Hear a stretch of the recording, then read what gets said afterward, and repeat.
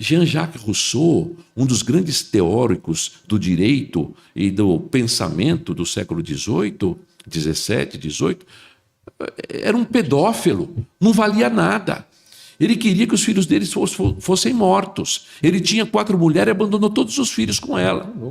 Simone de Beauvoir, por exemplo, que é a grande feminista, era uma promotora da pedofilia na França no começo do século XX.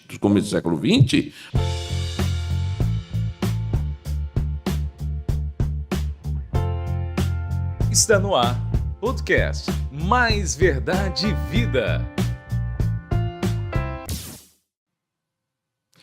Olá a todos, sejam muito mais que bem-vindos ao nosso podcast Mais Verdade e Vida. Nós já estamos no 4º episódio e hoje com um convidado, de novo, mais especial. Como todos os convidados até o presente momento, todos foram especiais, cada um no seu tema específico, foi maravilhoso, todos os convidados. Quer saber um pouquinho mais sobre os episódios antigos? Só entrar no nosso YouTube ou nas redes sociais e você vai ver todos os banners, episódios, todos gravados e também tem nas plataformas de áudio e vídeo, tá bom? E hoje esse podcast continua sendo patrocinado, apoiado, sempre de coração aberto pela Igreja Presbiteriana do Parque Bandeirante em Rio Verde, Goiás. Faz uma visita à nossa igreja, fica lá na rua Marcha para Oeste, número 2, no Parque Bandeirante em Rio Verde.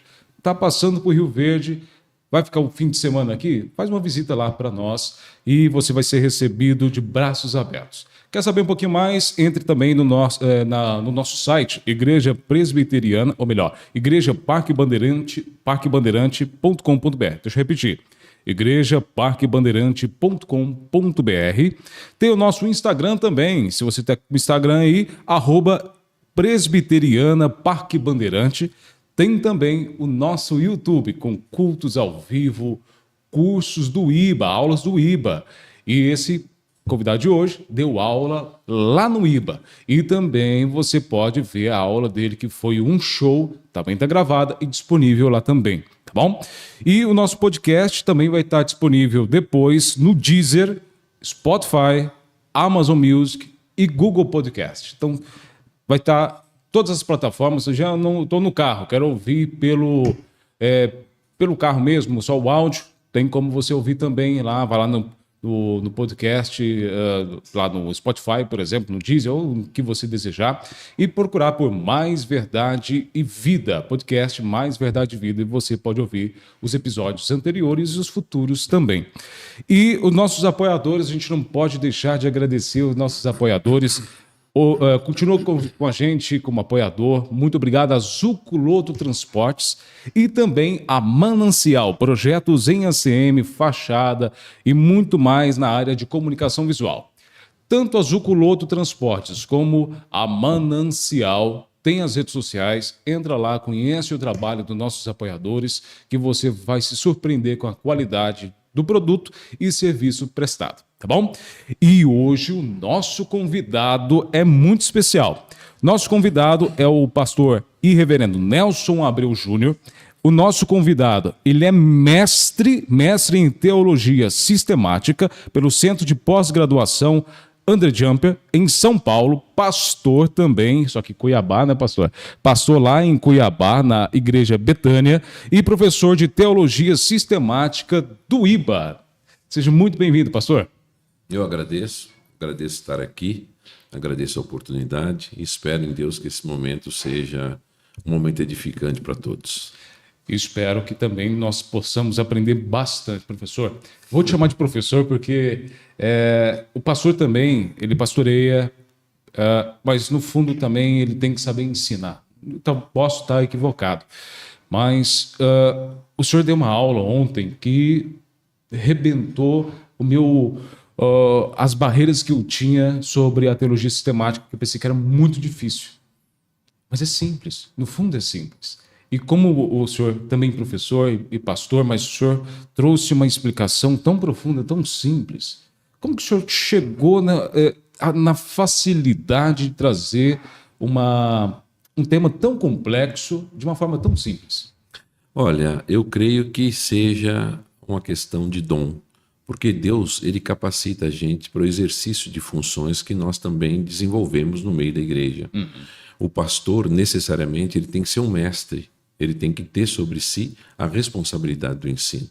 É por isso que lá em Tiago, capítulo 3, a partir do verso 2, as Escrituras dizem: não vos façais muitos de vós mestres, sabendo que sobre vós pesa grande responsabilidade. Então eu percebo que o dom do ensino são coisas que devem compor as habilidades de um pastor. E eu tenho visto que ao longo dos anos, pela graça dele, porque eu saí de uma situação muito difícil e eu nunca pensei que eu tivesse habilidades que Deus me deu posteriormente para exercer na função da igreja. E Deus, de fato, me habilitou para isso. E eu creio que essas coisas deveriam sempre nos fazer humildes, porque o indivíduo, quando ele é um bom empresário e ele ganha muito dinheiro, um advogado, um médico, ou qualquer um em uma outra área, às vezes num momento da vida dele, ele pensa: poxa, eu sou o cara, eu arrebento, eu sou bom nisso, naquilo.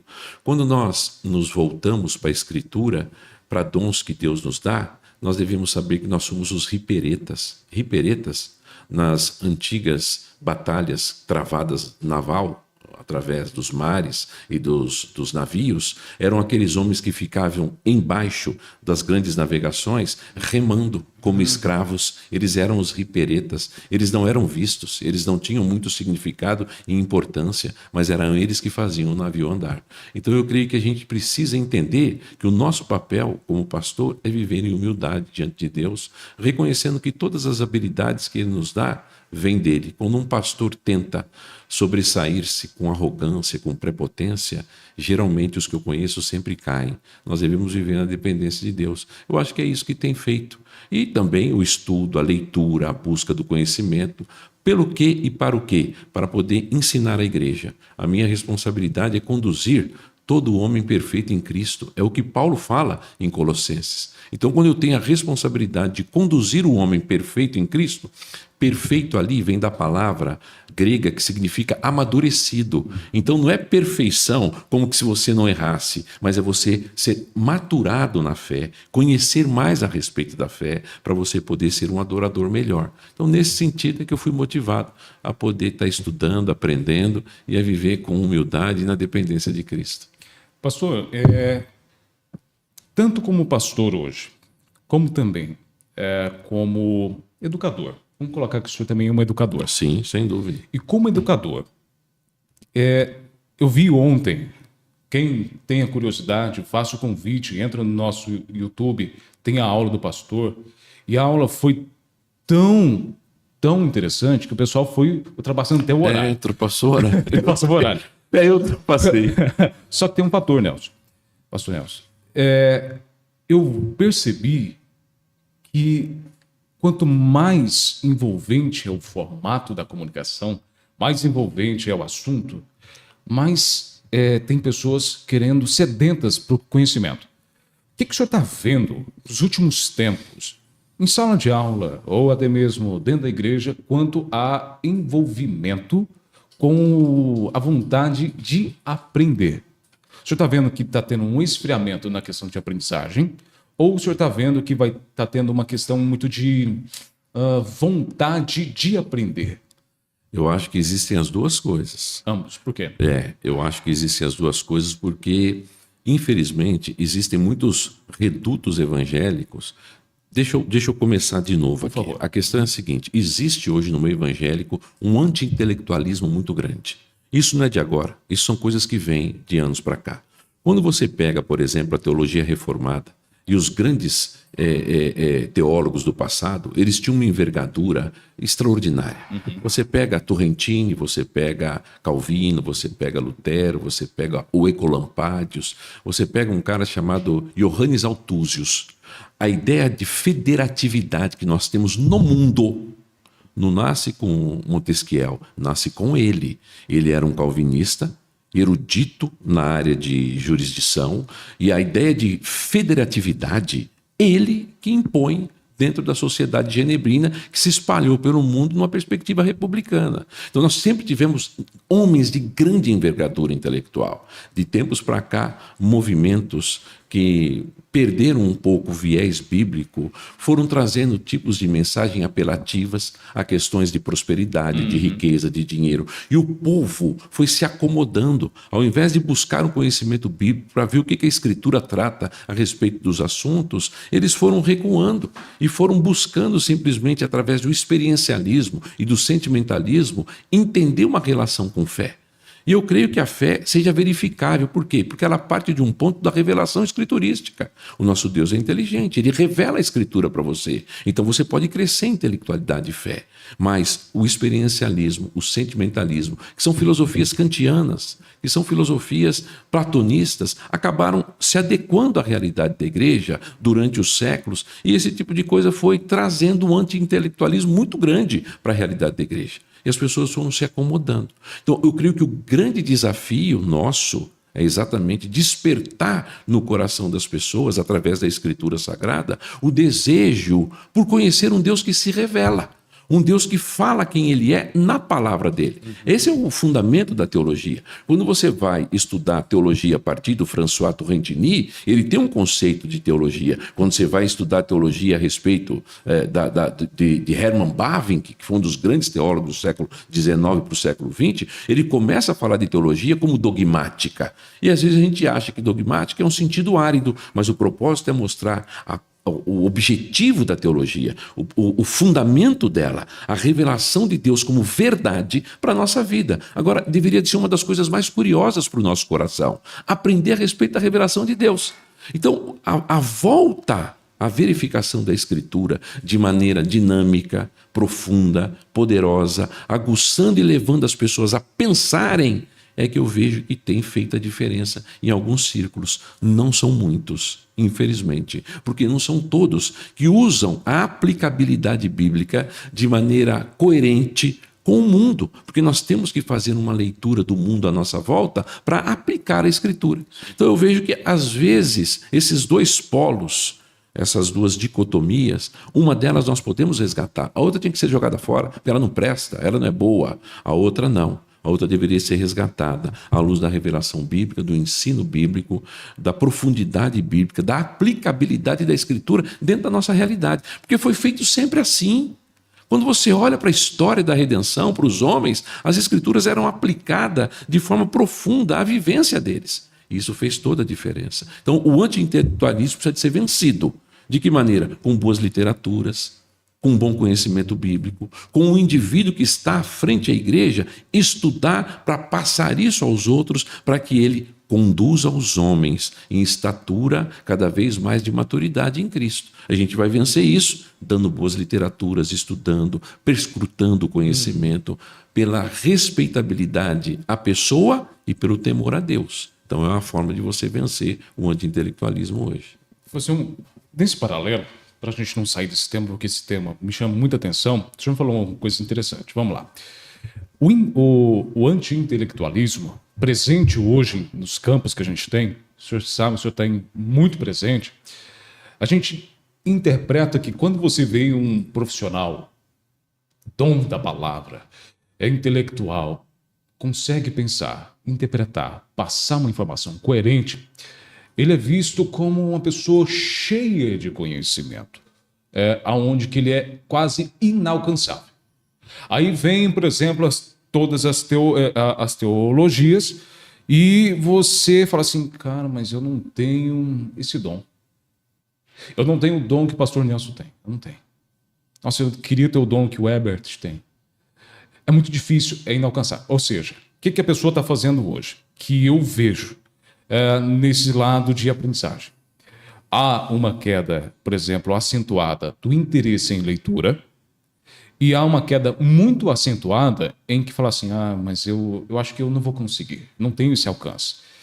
O que eu fiz com... O que eu estava falando com o pastor Marcos Rogério? Eu disse assim, pastor, por que está acontecendo? Eu acho que vai bem a calhar. Por que algumas pessoas estão deixando que outras pessoas interpretem para elas algo que ela poderia interpretar? Por exemplo, o senhor pregou alguma coisa e o senhor desafia a pessoa também, de uma certa forma, a pensar sobre aquilo. Será que aquilo realmente é? A curiosidade. Essa curiosidade ela está morrendo nesse contexto do intelectualismo do século XX para frente. A gente está vendo a morte do conceito de curiosidade, saber se é aquilo mesmo. Por que o senhor acha que isso está começando a acentuar mais dentro das igrejas e está ficando muita carga do pastor, presbítero ou as lideranças de uma forma geral pregar uma coisa que a pessoa poderia estar aprendendo através de uma leitura do lar? Igual que o senhor falou mesmo na aula do senhor ontem. Vai lá na sua casa, precisa ler a Bíblia inteira. Tá, 3 versículos para cada um, lê. Começa dentro de casa. Por que está tendo essa queda acentuada do interesse da leitura bíblica, por exemplo, dentro de casa? E está ficando muito nas costas dos pastores ou líderes da igreja. Eu creio, por outro lado, também, que isso se deva a esta vida rápida, acelerada que a gente vive, né? Hoje em dia nós queremos respostas rápidas para tudo e o conhecimento não se adquire de um dia para o outro. Ele é árduo, ele é difícil. É por isso que o apóstolo Paulo diz que aquele que ensina, esmere-se no fazê-lo. A palavra esmerar ali, ela vem da palavra esmeril.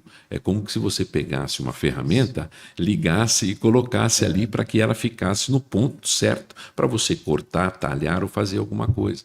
Então, hoje, infelizmente, eu falo inclusive para os meus filhos, se vocês estudarem, se dedicarem, vocês terão grandes vantagens, porque de forma geral, as pessoas não têm feito isso.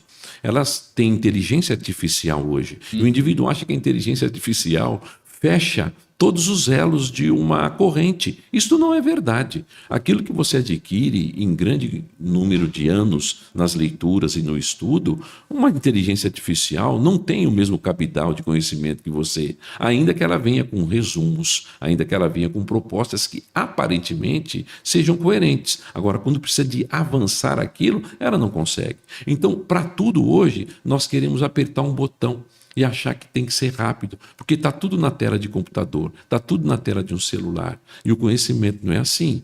Então, esse tipo de coisa, juntado ao experiencialismo de uma teologia liberal, que fundamentou-se a partir do quê? Do experiencialismo, do sentimentalismo, do pensamento de Kant, de Immanuel Kant, que entrou na teologia da igreja, principalmente na teologia alemã, de Schleiermacher, né, de Karl Barth. Foram homens que saíram, desviaram-se do conteúdo genuíno da revelação e foram estruturar o pensamento a partir de um positivismo lógico de Auguste Comte, que foram coisas que entraram na vida da igreja.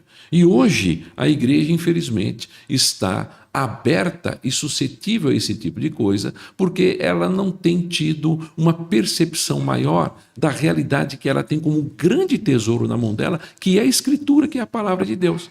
Então eu vejo que hoje os crentes que deveriam ser como os crentes de Bereia não têm sido mais. É por isso que muitas pessoas na frente da liderança da igreja sobrevivem à frente delas durante muitos anos. O que os crentes de Bereia faziam quando Paulo pregava? Eles examinavam as Escrituras. Eles perscrutavam se o que Paulo estava dizendo era verdade ou não. Eu não tenho medo nenhum disso. Ao contrário, os meus alunos na minha igreja, eu gosto que essas coisas aconteçam. Eu gosto que os debates ocorram. Você viu ontem lá, por exemplo, a menina que levantou uma questão de um lugar onde ela foi e ela viu a palavra cristão e, ao mesmo tempo, discípulo. Que cristão era uma coisa e discípulo era outra, porque a palavra cristão só aparece 3 vezes na Bíblia e a discípulo aparece mais de 200 e tantas vezes. Correto, ok. Só que é o seguinte, a palavra teologia não aparece na Bíblia, a palavra homousios, que tem a ver com as duas naturezas na pessoa de Cristo, não aparece na Bíblia, a palavra trindade não aparece na Bíblia, mas são coisas absolutamente coerentes com a revelação bíblica. Ou a palavra Jesus Cristo não aparece no Novo Testamento. Então, está vendo que às vezes as coisas são ensinadas para nós como antagonismos e elas são intercambiáveis. Você pega, por exemplo, o texto de 1 Tessalonicenses capítulo 2. O apóstolo Paulo está dizendo que você, que eu, que o pastor, nós devemos ser um modelo para os crentes. E os crentes da Macedônia e da Acaia, os crentes, ali ele não usa a palavra discípulo. O que eles fizeram? Esses homens foram um modelo para tantas outras pessoas. Então, a gente só tem que tomar cuidado, porque a palavra crente, a palavra discípulo, a palavra servo, a palavra, elas estão ali intercambiando, mostrando uma realidade. Qual é a realidade? De que nós devemos amar a Cristo e espelhar a glória dele. Hoje em dia, infelizmente, a gente tem perdido um pouco desse tipo de referencial. E eu torno a dizer, nós precisávamos ser crentes como bereanos e não deixar com que as influências paganizadas das filosofias, porque os grandes debates e conflitos não começam aqui. Nós estamos falando de coisas que começaram lá na academia. Nós estamos falando de coisas que começaram lá no alto escalão da academia. As grandes discussões começam lá e elas vão se amoldando, elas vão se tornando plausíveis dentro da nossa realidade. Por exemplo, quando nós falamos a respeito de aborto hoje, de liberalização de drogas, Jean-Jacques Rousseau, um dos grandes teóricos do direito e do pensamento do século XVIII, XVII, XVIII, era um pedófilo, não valia nada. Ele queria que os filhos deles fossem mortos. Ele tinha 4 mulheres e abandonou todos os filhos com ela. Simone de Beauvoir, por exemplo, que é a grande feminista, era uma promotora da pedofilia na França no começo do século XX, mas poucas pessoas sabem isso. Quando nós falamos a respeito do movimento dos negros no Brasil, e temos lá o Zumbi de Palmares como o grande ícone, o Zumbi de Palmares violentava as mulheres da própria cor dele. Isso é fato, é só ler Escravidão 1 e Escravidão 2 de Laurentino Gomes. Estou dando o nome aqui para quem vê depois não se escandalizar e pensar que eu estou inventando uma teoria do nada. Leia, e principalmente o Escravidão 1, no final da página, quando ele destrói a tese de um tal de Souza que levantou coisas positivas em relação ao Zumbi de Palmares. Por que eu estou dizendo isso? Estou dizendo isso só por uma coisa, para dizer que os grandes debates começam lá. E eles se adequam à nossa realidade. E quando a gente perde a percepção da leitura correta, a gente é levado por todo tipo de viés, como esses 3 que eu falei aí agora. Só falei de 3. E quando você lê o Contrato Social de Rousseau, no final da página, ele mostra o ódio contra o cristianismo e contra a religião. Espera aí. Isso é fato. Eu não estou inventando. É só ler. Leia o Contrato Social de Jean-Jacques Rousseau. Leia Laurentino Gomes, Escravidão 1 e Escravidão 2. Leia, é só ler, está lá.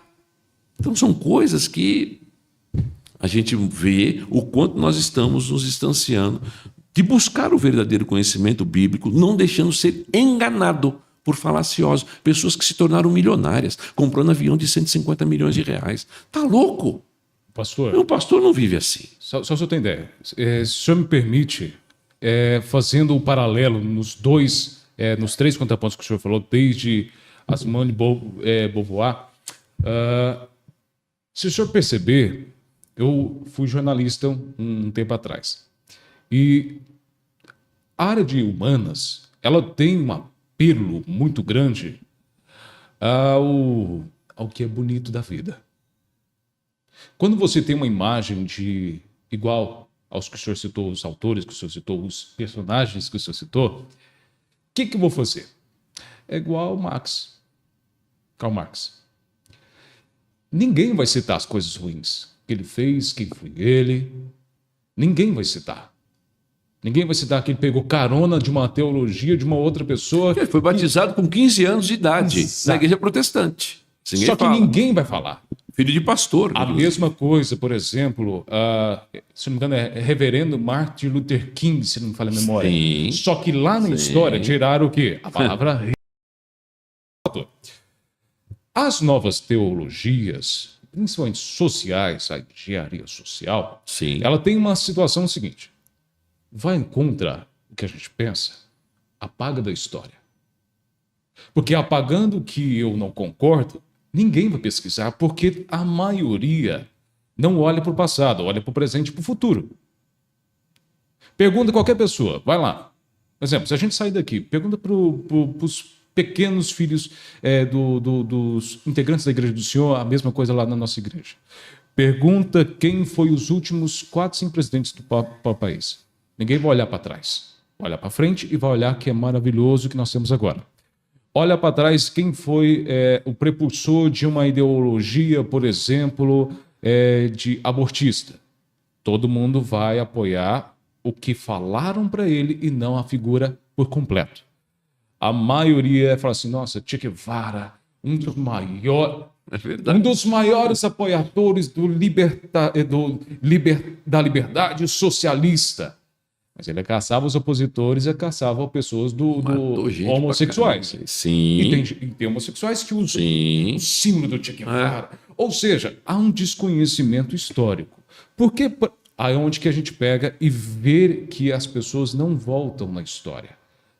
Da própria Bíblia. Eu já ouvi, fazia teologia, estava fazendo seminário, que eu ouvi no próprio seminário. Uma das pessoas falou assim, mas para que voltar no passado? A Bíblia, ela se modifica, sim, mas a gente tem que pensar no hoje. A palavra é só inspiradora, mas a gente tem que pensar no hoje. Sim, mas tudo bem. Igual que a gente vai aprendendo, igual que o senhor ensinou. Olha no passado e faz as aplicações. Por que o pessoal quer apagar o passado? Por que o senhor acha que tá essa loucura de apagar o passado para tentar apagar aquela veia cristã que a gente sabe que tem? Por que o pessoal está tão preocupado em destruir o passado e apagar o passado para que o cristianismo toda hora vai lá e volta à realidade, volta ao passado, volta à cultura? Por quê? Eu creio que seja uma tentativa das pessoas anularem o conceito da própria existência de Deus presente neste mundo. Porque quando você faz aquilo que Nietzsche disse, que se Deus não existe, veja, ele não está defendendo, ele não está fazendo uma apologética ao ateísmo. Ele está dizendo assim, se Deus não existe, se Deus está morto, não existe moralidade, não existe ética, não existe integridade. Tudo nós podemos, nós fazemos o que a gente quiser. E esse tipo de coisa, ele entrou no meio acadêmico. E quando você volta para trás, e é um conceito que é indestrutível. Por quê? Porque você é a imagem de Deus, você não carrega, você é. Então eu estava vindo para cá, passei perto de uma fazenda, e a fazenda estava escrita assim, Fazenda Paraíso Perdido. Quando eu li aquilo, eu falei, não tem jeito de você apagar. É uma tentativa libertária. É uma tentativa de busca pela autonomia. Apagar o passado nesse sentido, desconstruindo os valores cristãos, é dizer assim, eu tenho a liberdade de fazer com a minha vida o que eu quero. Por quê? Porque o consenso cristão sempre foi muito presente na sociedade de todos os tempos. Não só na sociedade moderna, mas na sociedade antiga também. O cristianismo, ele impediu, ele barrou grandes atrocidades, não simplesmente por pessoas serem cristãs, mas por pessoas terem o temor devido à presença plausível do cristianismo na sociedade como um todo. E isso, de anos para cá, tem sido cada vez mais tirado. Era uma impossibilidade, uma aprovação de uma lei no século XVII, no século XVIII, na Holanda, que, por exemplo, privilegiasse pedofilia. Desde o ano 2000, pedofilia não é mais crime na Holanda. Eu tive na Holanda tempos atrás e eu estava num lugar com a minha esposa sentado numa praça, os caras fumando maconha e cheirando cocaína. Você tinha pub para entrar e fumar. E eu entrei num pub sem saber. Quando eu entrei num pub, só via a cannabis lá. Quando eu entrei, meu Deus do céu, uma tabela de maconha, os caras tudo fumando. Quando eu ia no banheiro, eu voltei e falei, Edinha do céu, não, vou arrumar um banheiro agora. E no meio da calçada você tinha bala de maconha, você tinha pirulito de maconha, você tinha tudo para você comprar. Onde é que no século XVII, no século XVIII, um país que foi totalmente impactado pelo cristianismo, existiria a possibilidade disso? Então, apagando o passado, você mostra o quê? Uma libertinagem, uma tentativa de autonomia, mas você não consegue. É por isso que nós vivemos um momento de extremo desespero hoje. Por quê? Porque sem Cristo nós não podemos fazer nada. E as pessoas querem viver sem Cristo. Eu não sei se você sabe, mas Várzea Grande, que é uma cidade acoplada a Cuiabá, é um dos lugares onde os maiores índices de suicídios existem no Brasil. Mas não é divulgado, porque índice de suicídio não é divulgado. Rio Grande do Sul, o índice de suicídio é o maior no Brasil. Nós vemos hoje Cracolândia, nós vemos hoje um sistema atordoado por perversidades, por atos pecaminosos, pelo desenvolvimento de todo tipo de coisas que estejam relacionados à pecaminosidade do ser humano em si mesmo, por conta do quê? Da tentativa de libertinagem, de viver livremente O passado nos traz novamente a Escritura. Ele traz a nossa lembrança que o cristianismo é histórico. E quando você tenta anular a sua história a partir disso, você tenta reconstruir uma história diferente a partir do que você é sem Deus. E aí o que sobra é tristeza, é tragédia, é angústia, é morte, é aflição. É a busca de tentativa de resolver o drama a partir de si mesmo. Então eu vejo nesse sentido também. Esse podcast, só lembrando sobre nossos apoiadores, podcast é apoiado por Manancial, Cortes, Projetos, Fachadas e muito mais, e também pela Zuculoto Transportes. Pastor, e voltando sobre agora, porque eu estou me controlando, porque eu tenho muita pergunta para o senhor, e dessas perguntas me chama muita atenção esse assunto, né? O assunto tanto que o senhor está trazendo é um assunto muito atual. Só que o senhor também é um especialista também na área de teologia sistemática. Primeiro a gente precisa desminuciar isso aqui, trazer, separar as peças e entender o que é teologia sistemática. E qual que é a diferença da teologia sistemática para qualquer outro tipo de teologia? Tá, a pergunta é boa. Na verdade, a teologia sistemática ela foi sendo desenvolvida em nomes, em temas, mais recentemente. E a teologia em si, ela é chamada de sistemática porque ela segue um sistema organizacional da Escritura. A Escritura é a revelação de Deus, ok? Mas Deus não revela a sua palavra dentro de um sistema em que a teologia sistemática organizou. Ele revela a sua palavra a partir da criação, queda, redenção, a revelação do Gênesis e assim sucessivamente. Quando você vê ali, você vê uma teologia criacional, você vê a teologia da queda, você vê a teologia do homem, você vê a teologia de Cristo. O que a teologia sistemática faz? Ele pega essa teologia bíblica, que está esparramada na Escritura, ok? E constrói um sistema onde a gente poderia explicá-la a partir desse sistema de forma mais, assim, lógica, ok? Então você pega lá, o que a sistemática faz? Ela começa a explicar a partir do quê? Da Escritura. Ela começa a explicar a respeito da revelação de Deus. O ponto de contato do teólogo sistemático é a Escritura. O teólogo sistemático começa a mostrar a importância da Escritura, a veracidade da Escritura, a inspiração, a inerrância, a infalibilidade bíblica. Depois que ele faz isso, ele vai para qual área da organização sistemática? Para a teontologia. Agora ele começa a explicar a respeito do ser de Deus, das obras de Deus. Ele começa a explicar a respeito daquilo que Deus fez, dos atributos de Deus, das qualidades de Deus, da tripessoalidade de Deus. Então veja, o propósito da teologia sistemática é organizar uma teologia que está esparramada na Bíblia. A Bíblia não começa falando que a Bíblia é inspirada, é inerrante e infalível. Mas o apóstolo Paulo fala isso. Pedro fala isso. Então o que a sistemática faz? Ela pega, organiza as teologias de um ponto crescente. Para quê? Para que a gente entenda melhor a revelação da Escritura.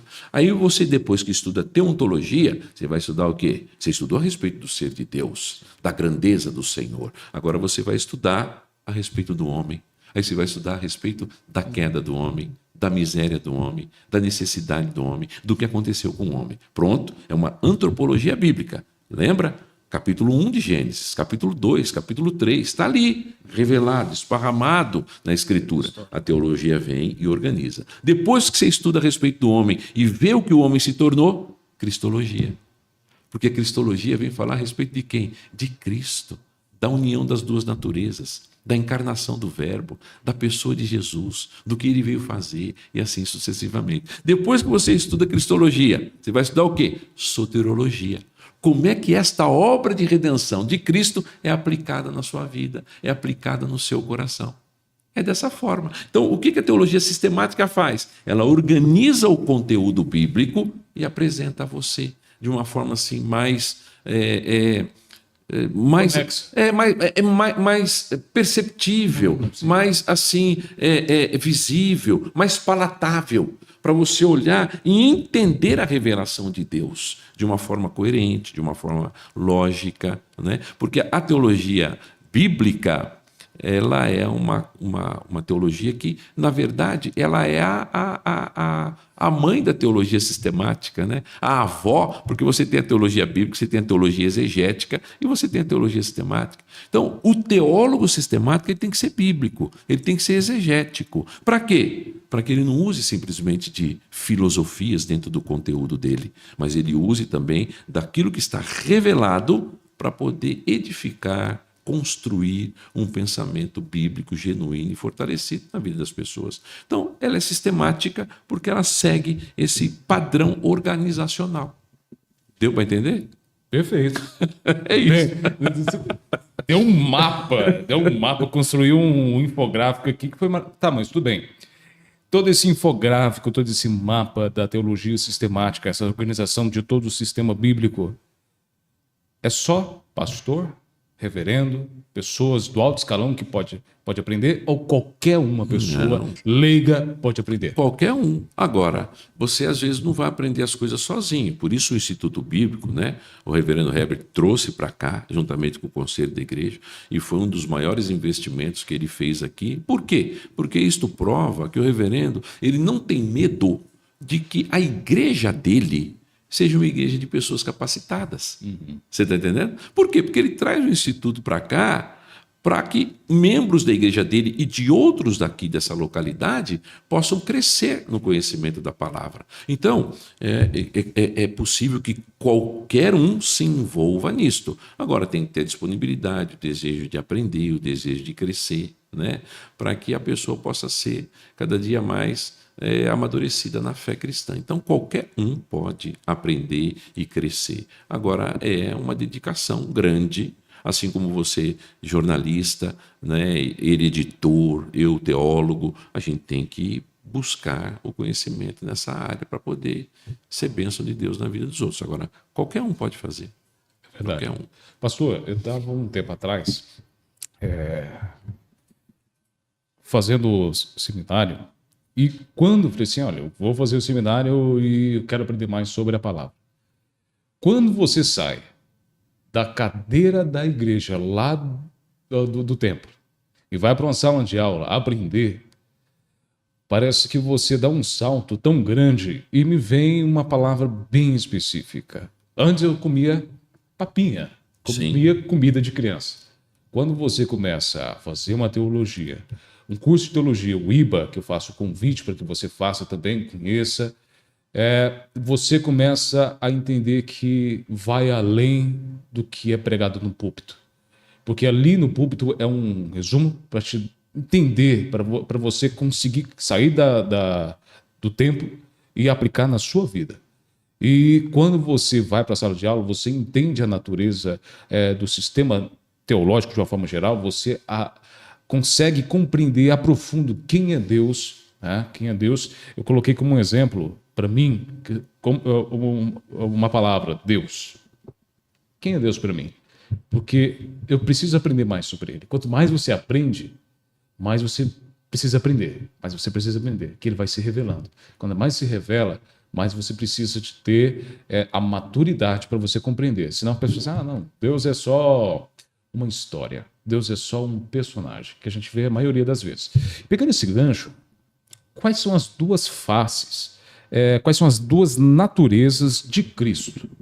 Pegando esse gancho que foi bem calhar, Sim. Como que eu posso entender essas duas naturezas de Cristo e o que é essas duas naturezas de Cristo? As duas naturezas de Cristo têm a ver especificamente com a sua divindade e com a sua humanidade. Né? Cristo é uma pessoa divina, é o Verbo. Lembra? No princípio era o Verbo estava com Deus e o Verbo era Deus. Nesse sentido, a gente vê que existe uma relação ontológica, essencial, entre o Pai, o Filho e o Espírito Santo. Nesse sentido, Jesus Cristo é Deus, assim como o Pai é e assim como o Espírito Santo também é. E esse Deus, que é a pessoa divina, a segunda pessoa da Trindade, houve um tempo na história em que ele se encarnou, assumindo o quê? A natureza humana, assumindo a minha natureza e a sua. Por quê? Porque quando o homem caiu, Deus fez uma aliança, fez um pacto de redenção com o seu filho. E o seu filho, então, vem ao mundo para poder levar o homem a uma categoria de glória novamente. E ele mostra que ele é o homem ideal e o homem real. E ele veio redimir homens para que esses homens sejam tais quais ele é. Então Cristo assume a natureza humana. Ele assume a natureza humana para ser o mediador entre Deus e os homens. Ele sofre todos os tipos de sofrimentos para aprender, através do sofrimento, a nos socorrer, porque ele é Deus, e agora ele se torna homem. Então, quando nós olhamos para a natureza de Jesus, aquilo que é humano em Cristo, isso mostra que ele é como nós somos, no que diz respeito à sua humanidade. Ele é 100% homem. Ele não é 99%. Ele é homem como você. Ele, quando esteve aqui na terra, encarnou-se, ele mamou no seio de Maria. Ele sentia vontade de ir ao banheiro. Ele precisou de usar fraldas. Ele cresceu como homem. A diferença é que ele nunca pecou. Por quê? Porque ele tinha que ser um ser sem pecado, para poder pagar os pecados daqueles que ele representou. Para que ele pudesse fazer isso, ele precisa de ser Deus, porque é a personalidade divina que sustenta a humanidade. E é por isso que Cristo nunca pecou. Primeiro, porque ele foi concebido de forma sobrenatural pelo Espírito Santo. E segundo, porque a pessoa do Redentor é divina. Então, o que acontece na encarnação? A natureza divina, que é essencial à pessoa de Cristo, assume uma natureza humana. Então, Cristo se encarnou. Na verdade, o Verbo se encarnou, tornando-se Jesus Cristo, o Salvador enviado, o Salvador ungido. Então, é nesse sentido que nós falamos a respeito das duas naturezas, a natureza divina e a natureza humana. No que diz respeito à sua natureza divina, ele é como o Pai é. Ele está em todos os lugares ao mesmo tempo. Ele é capaz de saber o que nós pensamos, porque ele é Deus. Como homem que ele é, ele tem limitações temporais. Por exemplo, ele não está no céu e aqui ao mesmo tempo. Você não está vendo ele. Agora, ele está aqui como Deus que ele é. Nesse sentido, sim.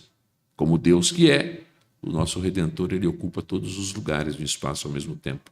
Como o homem que é, ele está sentado à destra do Pai. Ele foi assunto aos céus e todos viram. Ele voltará e todos os olhos o verão. Então, as duas naturezas de Cristo apontam para a necessidade da nossa redenção. Ele tinha que ser Deus para oferecer um sacrifício infinito, poderoso e perfeito. Ele tinha que ser homem.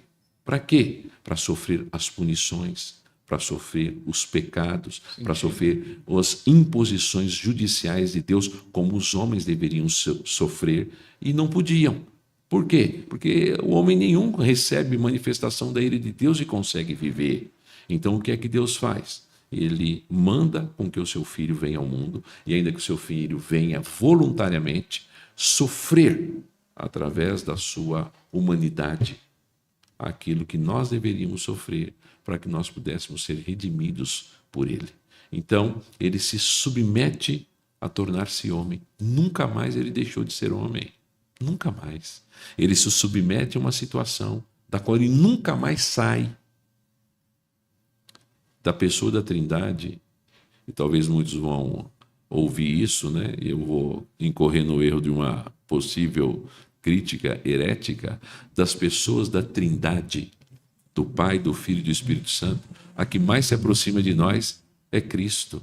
Não que os outros não nos amem, não é isso que eu estou dizendo. Estou dizendo de proximidade, porque ele é aquele que assumiu a nossa natureza humana. Então ele é 100% homem e 100% Deus. E as duas naturezas, elas não estão unidas de natureza com natureza. As duas naturezas estão unidas na pessoa do Redentor, no Verbo eterno. Seria isso. Não sei se deu para entender, se era essa a pergunta. Essa era a pergunta e essa é a resposta. E falando sobre essa situação, interessante a gente abordar, porque Cristo, tanto ele com a figura de um homem para muitos, e a grande maioria só vê ele como uma figura de Deus. Ele fala, não, Jesus é intocável. ele veio na Terra, sofreu o que a gente sofreu, passou dor de cabeça também, passou Sem noites dúvida. desenclaros também. Sem dúvida. Só que é o seguinte, também no contraponto. O que é o livre-arbítrio, então? Tá. O que é o livre-arbítrio e como saber se uma pessoa tem o livre-arbítrio, não tem, ou é tudo predestinação e tudo acabou? Deixa eu tentar definir isso de uma maneira aqui mais clara ainda. E aí eu quero dizer o seguinte: se a pessoa acha, tá? Se a pessoa acha, se o telespectador acha que livre-arbítrio é eu querer tomar água gelada sem gelo ou tomar água gelada com gelo, é eu fazer escolhas do ponto de vista de um celular. Eu quero um iPhone, o outro quer um Samsung. A camisa, se eu vou vestir azul, se eu vou vestir preto. E diga-se de passagem, eu gosto muito de azul, né? Mas se a pessoa quer chamar isso de livre-arbítrio, é uma questão dela. Ela chama de livre-arbítrio porque ela quer. Mas quando nós falamos de livre-arbítrio no sentido teológico, já não é isso. É o sentido do indivíduo escolher algo contrário àquilo que ele é. Deus criou o homem perfeito e sem pecado, mas mutável e com capacidade de escolha, inclusive capacidade de escolher algo contrário àquilo que ele era. O Adão, a Eva, os anjos, eles tiveram livre-arbítrio. Eles desejaram escolher algo contrário àquilo que eles eram. Eles eram santos, sem pecados, intelectualmente perfeitos, mas houve um momento em que eles decidiram escolher algo contrário à sua própria natureza. Isso é livre-arbítrio. É você escolher algo contrário àquilo que você é. Os nossos pais fizeram isso. Hoje, o que é que o homem tem? Ele tem uma livre agência.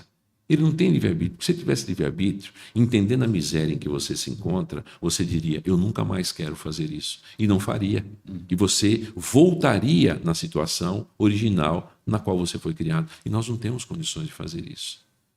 O que nós temos hoje? Nós somos agentes livres. Nós agimos com as disposições do nosso coração. Nós agimos conforme as nossas inclinações morais. O livre-arbítrio era uma ação contrária à inclinação moral do homem. Ele era um homem santo e sem pecado, e ele agiu contrariamente àquilo e acabou fazendo coisas que desagradavam a Deus.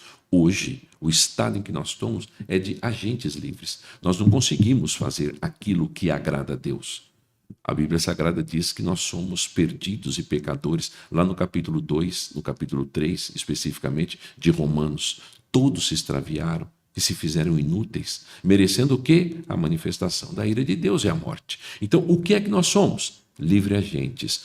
Por quê? Porque somos seres morais. Nós escolhemos coisas que combinam com as nossas inclinações.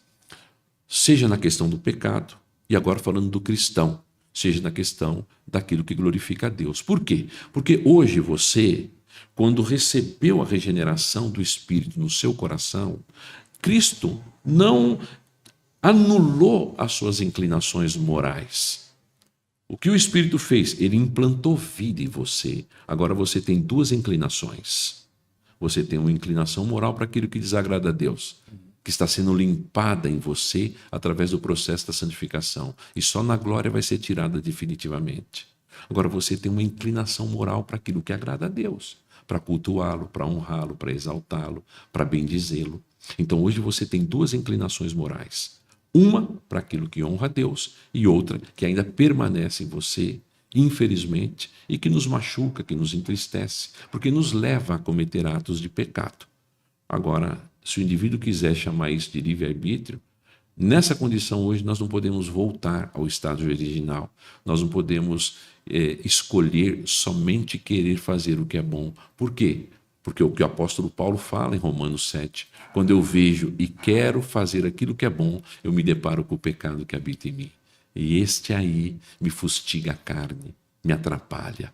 Ó miserável homem que sou, quem me livrará do corpo desta morte? Graças a Deus por Jesus Cristo, nosso Senhor. Então você vê essa questão muito clara. Eu estou aí, então, citando uma questão teológica. Livre-arbítrio é a capacidade de escolher algo contrário que você é. Só os nossos pais podiam fazer isso, porque eles foram criados perfeitos e sem pecados e escolheram fazer algo errado. Hoje, no estado em que o homem se encontra, ele é um agente livre. Você faz escolhas morais. De acordo com o quê? Com as suas inclinações. O Espírito Santo vem e regenera você. Você tornou-se um servo de Cristo. Você tem duas inclinações. Só tinha uma, agora você tem duas. Você também pode glorificar Deus. Você pode orar, você pode ler a Bíblia, você pode amar a sua esposa, você pode andar retamente com os seus filhos, você pode ser um homem ético dentro da sociedade, porque agora você conhece Cristo e Ele habita em você. Não é só o pecado. Deu para entender? Não. E falando, Se tiver dúvida, pergunta, porque eu tenho dúvida. não é Eu tenho coisa uma dúvida simples. aqui, vamos lá. Se, porventura, eu tenho essa inclinação, tanto para uma escolha pecaminosa, Agora. eu posso escolher agora, depois da queda dos pais. Primeiro, vamos lá, vamos definir o que é queda lá na queda dos pais, porque a grande maioria vai pensar no pai e na mãe dele lá. Não. Porque aí Nos nossos representantes, Adão e Eva. Adão e Eva, pronto. E outro ponto, se eu tenho a escolha de não pecar ou pecar, isso vai.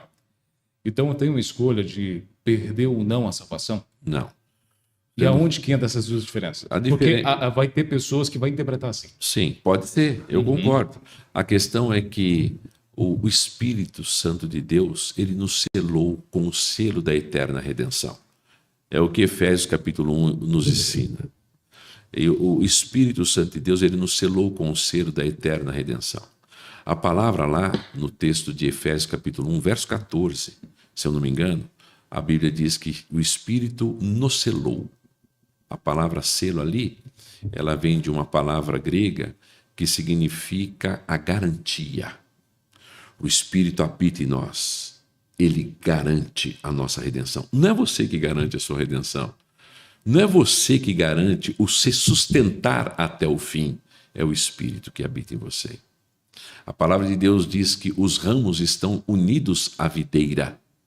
E os ramos unidos à videira, eles não são destruídos, eles não são tirados. Cristo os limpa para que ele dê mais fruto ainda. E dê fruto ali não é fazer discípulos somente do ponto de vista de evangelizar na rua. É dar fruto segundo aquilo que Paulo fala sobre o fruto do Espírito lá em Gálatas capítulo 5. E o fruto do Espírito é o quê? Amor, alegria, paz, bondade, longanimidade, fidelidade, mansidão, domínio próprio. Então o fruto ali, o Espírito vai nos limpando para que cada dia mais se evidencie a glória de Deus na nossa vida. Então, o que garante a nossa redenção é o Espírito que habita em nós, como selo na nossa vida. Muitas vezes nós pensamos em desistir. Perguntar para mim, nesses 30 e tantos anos de cristão, você nunca titubeou e pensou e falou como é difícil? Muitas vezes. Mas o Espírito que habita em mim, é Ele que me segura, é Ele que me sustenta. Eu até quero, mas Ele diz, você não vai. Porque eu te elegi para isso. Eu te selei e pronto. Porque se fosse depender da nossa vontade, nós iríamos. Exclusivamente, não estaríamos em Cristo. Não é? Mas é Ele quem habita em nós. É Ele quem nos selou. É Ele quem nos marcou. É Ele quem tem nos limpado. Sem Ele, nada podemos fazer. Jesus disse isso em João capítulo 15. Sem mim, nada podeis fazer. Ele é a fonte, a segurança de toda a nossa redenção. Né?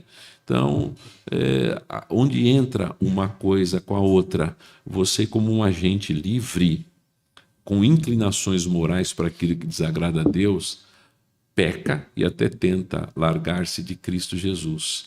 Porém, o próprio Cristo, ele incita o seu coração, ele te faz amá-lo. E aí então, como agente livre, você deseja continuar com ele, é impositivo sobre a sua vida. É ele que te chamou, é ele que gritou aos seus ouvidos. Se ele não fizesse isso, o homem está morto nos seus delitos e pecados. Ele vos deu vida. A vida não nasce em você, é dele. Pela graça sois salvos mediante a fé. E isso não vem de vós, é dom de Deus. É dom de Deus para que ninguém se glorie, porque somos feitura dele, recriados em Cristo para sermos bênção na vida de outras pessoas. Então, o livre-arbítrio seria a capacidade do homem escolher algo contrário que ele é. A livre agência mantém você dentro dessas duas esferas. Porém, abandonar o evangelho é só para aqueles que são incrédulos, Pode alguém experimentar das coisas de Deus e abandonar a fé? Pode. Por quê? Porque nunca esteve na fé. Porque nunca foi chamado por Cristo. Foi chamado pelos homens, insistido pelas pessoas, mas aqueles que são chamados por Cristo, esses não. As minhas ovelhas ouvem a minha voz. João capítulo 10. Elas me ouvem e me seguem. Elas não ouvem a voz do lobo. Né? Então, a palavra de Deus mostra claramente que Deus chama as ovelhas dele. E jamais perecerão e ninguém as arrebatará da minha mão. Ninguém. Da mão de Cristo ninguém pode tirar, nem a sua vontade. E a nossa vontade, às vezes, é exatamente fazer aquilo que desagrada a Cristo, mas Ele persevera em nós, nos santificando para que nós sejamos reflexos da sua grandeza neste mundo, sejamos luz nessa terra. Então, eu vejo que as duas coisas se intercambiam nesse sentido. Muito bem, esse podcast é apoiado pela Zúculo Transportes e Manancial Fachadas, ACMs. Conheça a Manancial e a Zúculo Transportes. E nesse contraponto, quero, já meio que encaminhando para o final, quero fazer algumas perguntas bem simples, com respostas bem complicadas. A resposta tem que ser mais simples, senão o povo não entende. Qual a diferença principal? Sabe por quê?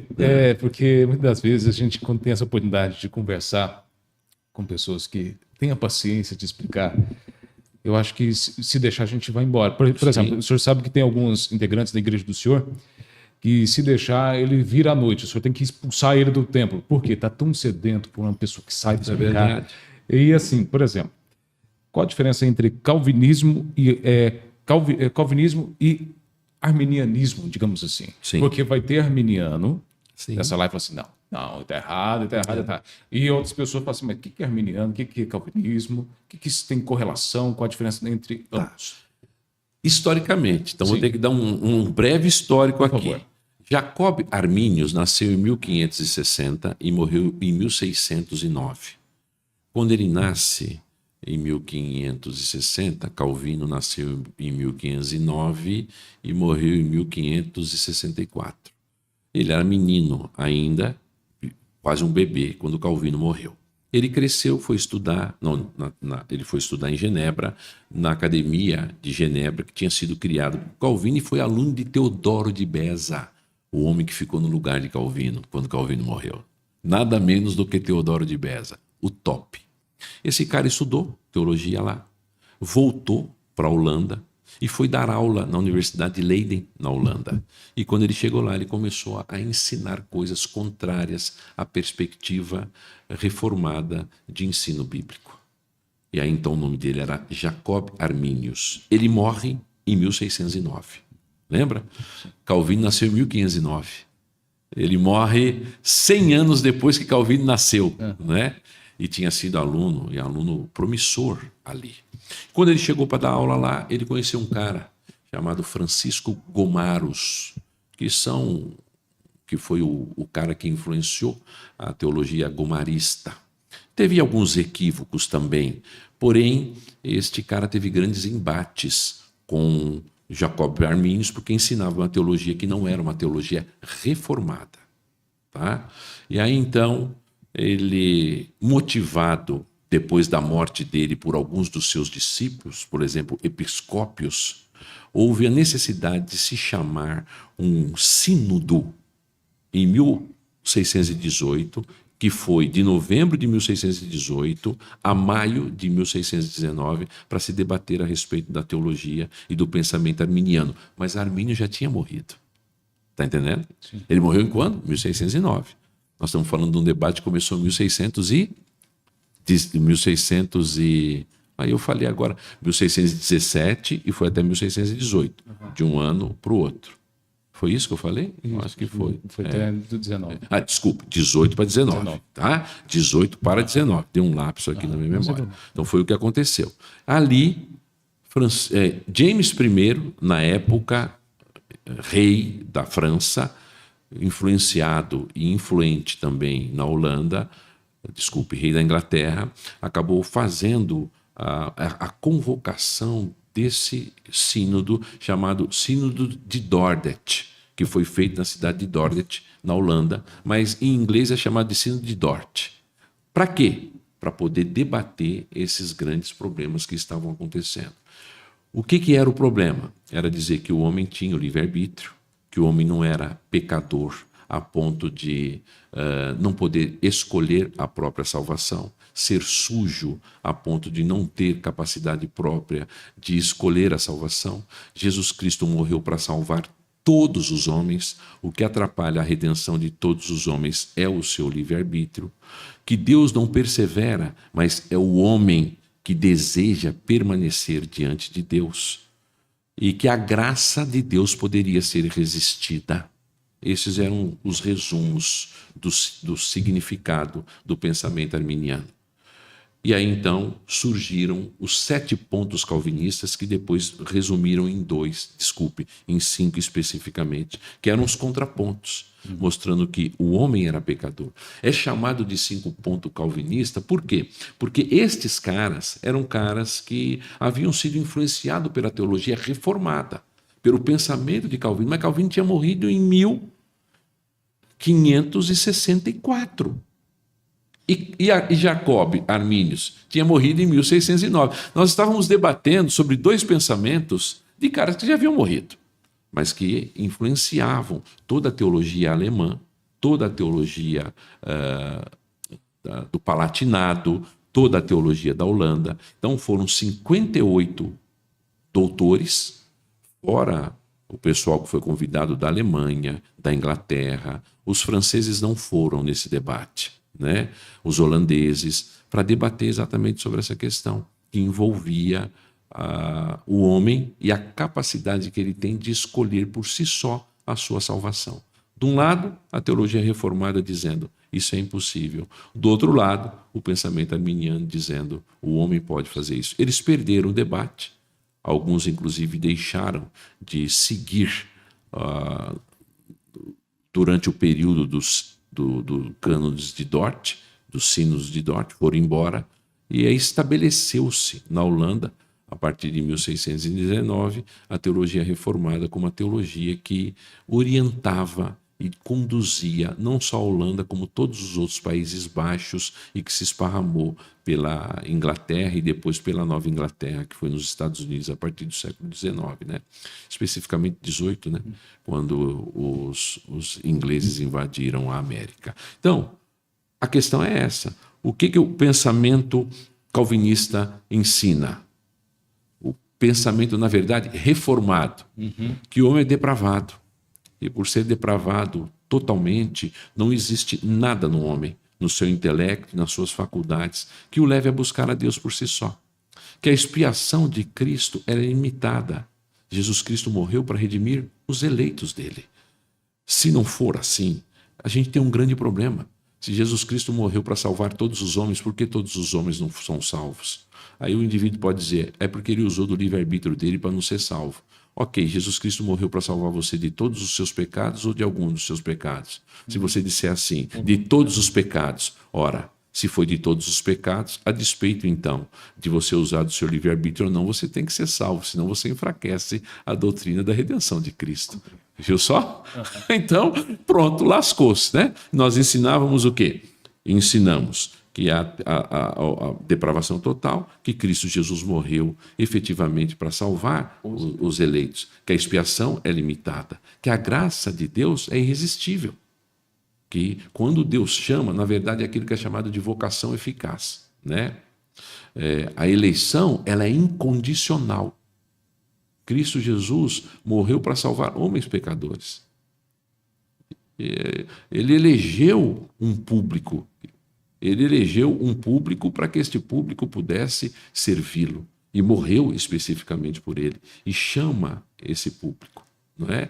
E persevera nesse público. Então, é aquilo que é chamado de tulipe, que são os 5 pontos reformados ou 5 pontos calvinistas que vieram para o Brasil, mais especificamente disseminados como doutrina, a partir do século XIX. Mas que desde aquela época, em Dort, já existiu o debate para que o assumir dessa posição mostrasse o erro que os seguidores de Armínio estavam fazendo, que era acreditar exatamente na capacidade que o homem tinha de salvar-se por si próprio. E aí os 5 pontos reformados vêm, ou calvinistas vêm, para mostrar exatamente a impossibilidade do homem salvar-se por si próprio. Se a graça de Deus, se a graça de Cristo, ao nos chamar, ela é irresistível, alguns vão falar assim, então aí não há livre-arbítrio. Então eu não posso resistir, então sou obrigado. Então, como que você responderia essa dúvida que alguém está tendo? Falar assim, mas se Deus tem essa graça e me chama, então eu não posso resisti-lo, então não tenho livre-arbítrio. Mas não tem mesmo. Nós discutimos aqui exatamente isso. Você não tem livre-arbítrio, você é um agente livre. Quando Cristo chama você no seu coração, você é irresistível. Você não consegue. A vocação, na verdade, esse 4º ponto é chamado de vocação eficaz. Porque quando Deus chama, ele chama no coração. Às vezes o pastor está aqui, ele vai pregar domingo na igreja dele, durante a semana, ele está lá pregando o evangelho. E algum ouve, escuta e tal, e diz assim, eu não quero isso agora. Ele está ouvindo o evangelho. É aquilo que é chamado de chamado externo. É uma pregação do evangelho, onde nós fazemos constantemente. Só que existe aquilo que é chamado de vocação eficaz. É quando o evangelho penetra no coração. E quem é que coloca o evangelho no coração? É o Espírito. É o Espírito que chama. Não é? O que João fala, o que Jesus fala lá em João no capítulo 3. Você não ouve a sua voz, você não sabe de onde ele vem e para onde ele vai. É assim o poder do Espírito na nossa vida. Ele vem e entra e penetra em nós e transforma o nosso coração. Isso é verdade. Né? A gente, se pudesse, não queria. Mas ele vai e ele entra mesmo e ele derruba, ele mete o pé na porta. Essa é a verdade. E nós não conseguimos impedir. Se a gente conseguisse, a gente nunca quereria o Senhor. Porque o homem é mau em todos os seus desígnios. Ele não quer ouvir a voz do seu pastor, infelizmente. É a escolha dele, né? Ele quer escolher. O cristianismo é uma das coisas mais extraordinárias de uma religião, de uma extrema demonstração da humildade nossa. O problema do homem é a sua soberba. Porque a salvação em Cristo você não pode, mas confie em quem pode por você. Você fala, cara, ok. Aí as outras dá isso, dá aquilo, faz trabalho disso, faz trabalho daquilo, faça isso, faça aquilo, venda isso, venda. O Evangelho diz, creia, confie que você é redimido.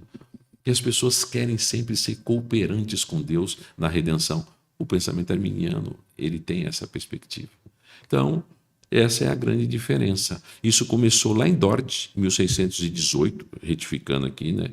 618, 19, de novembro a maio, onde teólogos de todo o Palatinado, dos Países Baixos, se reuniram por conta de uma controvérsia entre o pensamento dos discípulos de Armínio e dos discípulos de Calvino, que disseram, não, esse pensamento está errado.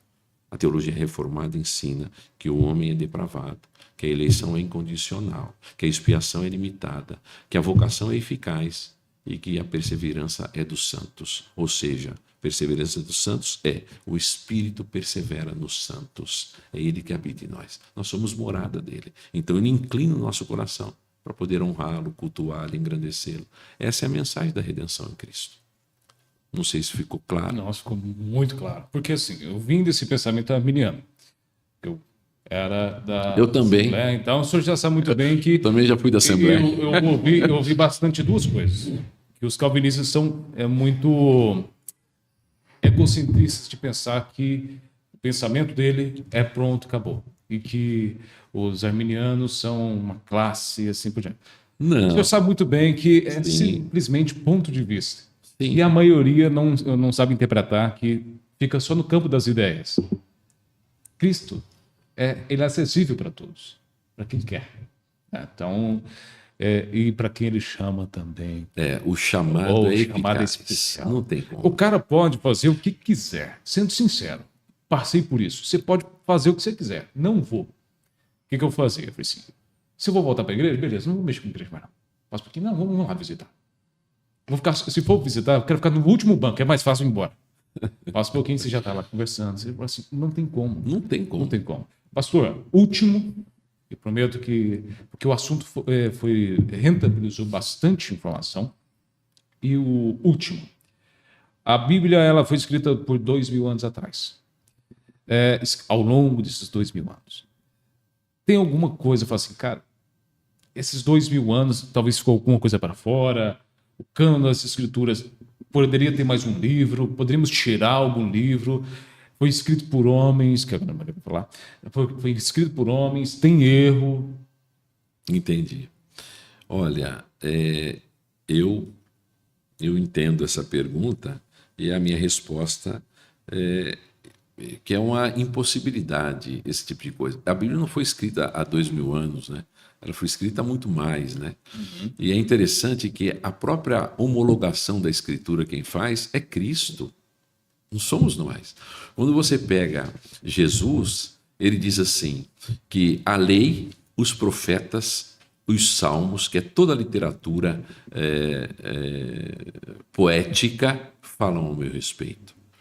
Então, o próprio Jesus, ele mostra a inspiração das Escrituras. Se houvessem erros crassos que mudassem coisas, o próprio Senhor Jesus falaria a respeito disso. Senão nós estamos acreditando num cara que é mentiroso.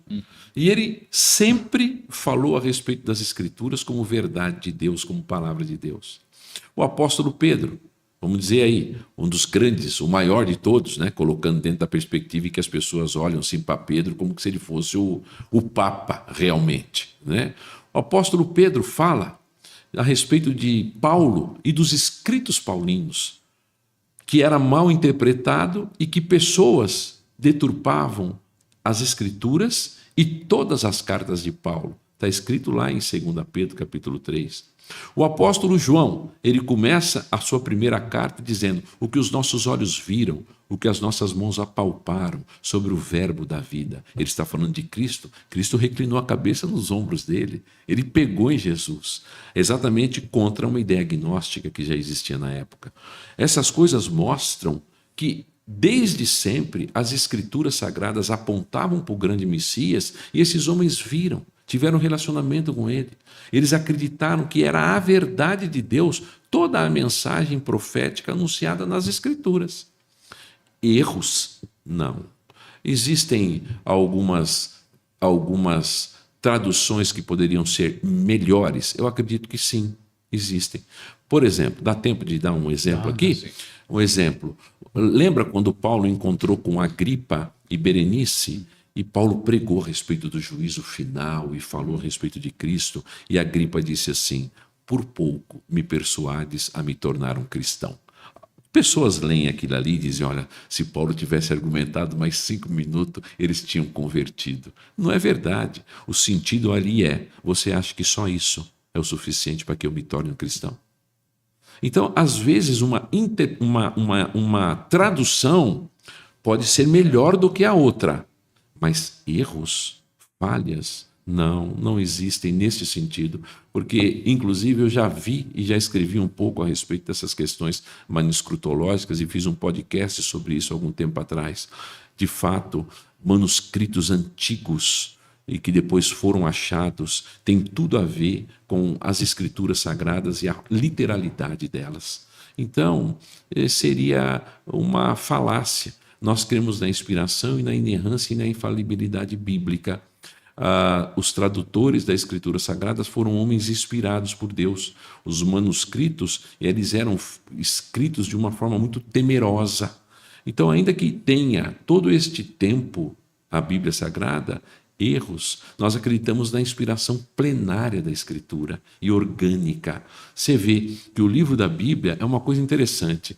São autores diferentes, inúmeros autores diferentes, e elas não têm contradição, elas são coesas. Você pega um livro de jornalismo, um livro de teologia, um livro de direito, e você vai estudar hoje, você vê algumas falhas, porque elas são contraditórias com o tempo. A Escritura permanece sempre a mesma mensagem. Então, eu não acredito que haja alguma coisa que feriria a veracidade bíblica. Agora, a Bíblia só pode ser provada pela ação do Espírito. Se o Espírito não provar no nosso coração que ela é a verdade, a gente nunca vai crer que ela seja. Amém. Amém. Não dá mais tempo. Se pudesse, vocês verem que eu estou aqui meio fissurado aqui, porque conhecimento, quem gosta de conhecimento é muito bom, né? E quando você acha uma fonte de inspiração, de conhecimento, é muito bom. Então, até o presente momento, todo o nosso podcast foi apoiado mais uma vez, pelo Zucloto Transportes, com apoio também da nossa nova parceira, Manancial. A Manancial tem faixas, ACMs assim. Conheça as redes sociais tanto da Zucloto Transportes como também da Manancial. E eu gostaria muito que o pastor Nelson desse a rede social dele, da igreja, onde o pessoal pode encontrá-lo e também deixar aquela última palavra. Ok. Então, eu sou pastor da Igreja Presbiteriana Betânia, em Cuiabá. Se você quiser entrar no nosso canal de YouTube, é só você escrever Igreja Presbiteriana Betânia de Cuiabá. Se inscreva lá. Os nossos conteúdos de pregação, de estudos bíblicos, de rios, são colocados ali. Aí nós temos também o nosso Instagram. O meu Instagram é Nelson Abreu JR10. Esse é o meu Instagram. A gente coloca conteúdos, todos os livros que são lidos durante o mês, eu leio e faço comentários e coloco ali.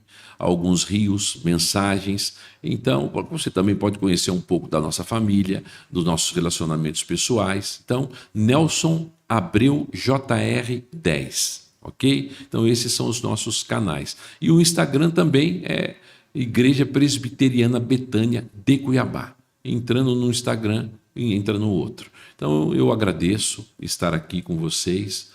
Toda a Escritura é inspirada por Deus e útil para o ensino. A minha mensagem é: busquem o conhecimento da Escritura. Busquem amar a Cristo de todo o coração. Busquem, através da Escritura, ser um bom pai, um bom filho, um bom marido. Por quê? Porque toda a Escritura é útil para ensinar, para admoestar, para corrigir a nossa vida. Se você quer ser alguém relevante neste mundo, cristão, evangélico, você precisa conhecer mais e mais a Escritura. Como disse Agostinho, ame a Deus e faça o que você quiser, porque ele entendia que amar a Deus nos levaria a fazer as coisas que agradassem a Deus. Então, conheça o Evangelho, conheça a Escritura, conheça a Palavra de Deus.